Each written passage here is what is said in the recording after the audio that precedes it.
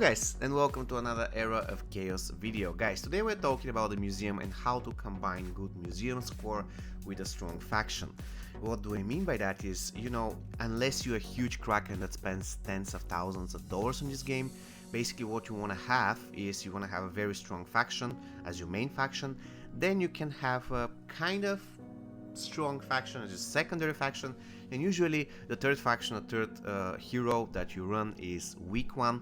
In my case, I have Tower Castle. I am kind of forced to run them both because Astro currently in 99% of the cases runs 4 tower units with 4 castle units, or let's say 5 tower units with 3 castle units. But at the end of the day, I need to have also strong castle tanks and supports or whatever, but still my main faction remains tower. My second faction is Inferno. As you can see, in terms of battle formation, I've kind of invested a lot there, and my third faction is Rampart. I haven't invested a lot in my faction of the Wood Elves or whatever they're called.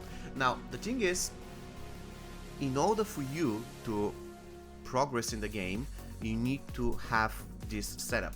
Once again, unless you are a huge kraken, if you wanna kind of be successful without spending tons of money, then you have to go like this: one strong faction, another faction that is kind of okay, and the third one should be, let's say, you don't invest a lot of it. This is the reason why a lot of people play a Rampart as their third faction. They're kind of cheap to develop.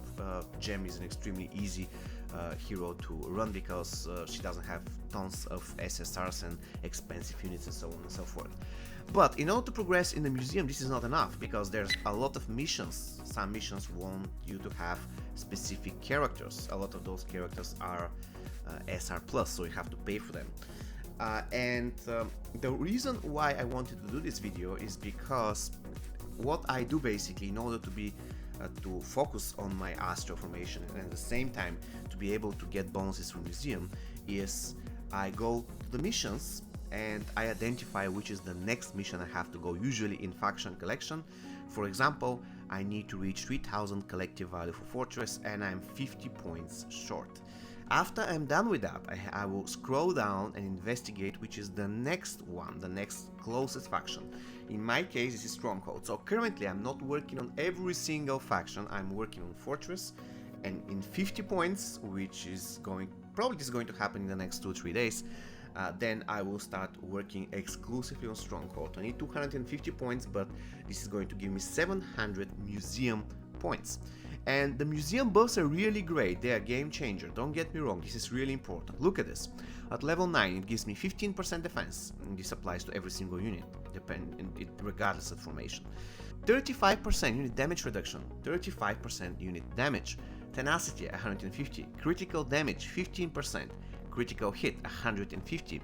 On level 10 I'm going to get 15% extra critical damage and 150 extra critical hit, and that is huge. Really, those buffs are a game changer. So it is important not only to focus on your main faction, but also to make sure that you're following your missions in the faction collection, and not only faction collection, every single mission that you have. If you've seen that you are very close to a specific thing, that you have to go for it, in my opinion. For example, for the exclusive collection, I am kind of away. Let's say I need 5000 total collection value in the exclusive armory, but I'm kind of away from that. But the point is, look at this, for example, I need 10 more exclusive items.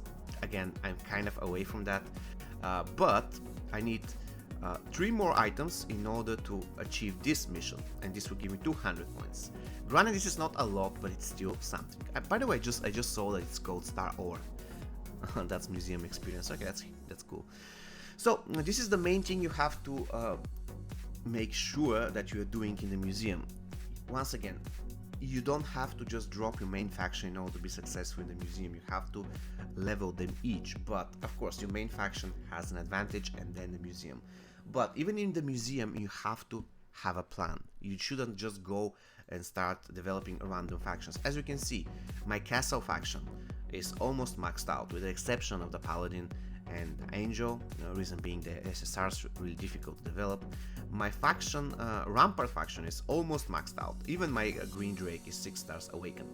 My stronghold, not really that much, and this is what I'm working on currently. I want to get my stronghold awakening stars to a specific level so that I can get the museum bonus.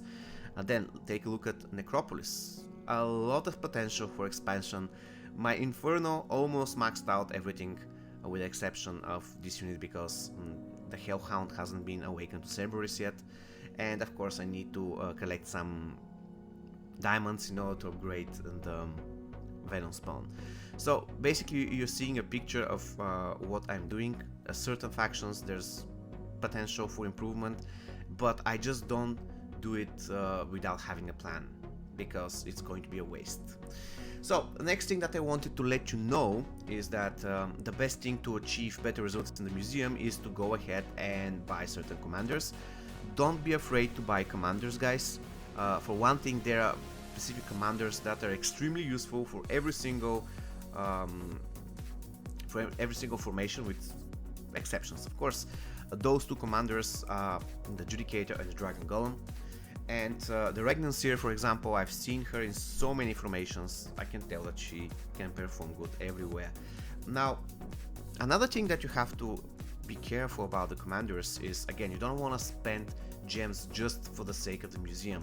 A commander is good at 3 stars and at 6 stars. The difference between a commander 3 stars and 5 stars is minimal compared to the difference of commander between 5 stars and 6 stars. So what I'm saying is, if you don't really want to use a commander that much, for example in my case I won't be using the Troll, I just want to have him so I can put him in the roster, and of course so I can boost my Stronghold museum rating.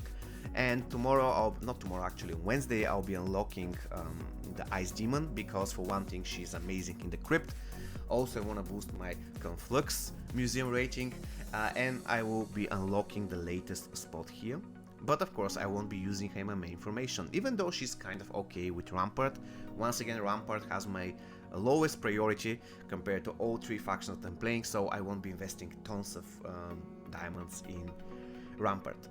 So basically this is going to be all from me for today. I really hope you found this video useful. See you next time. Take care and stay safe.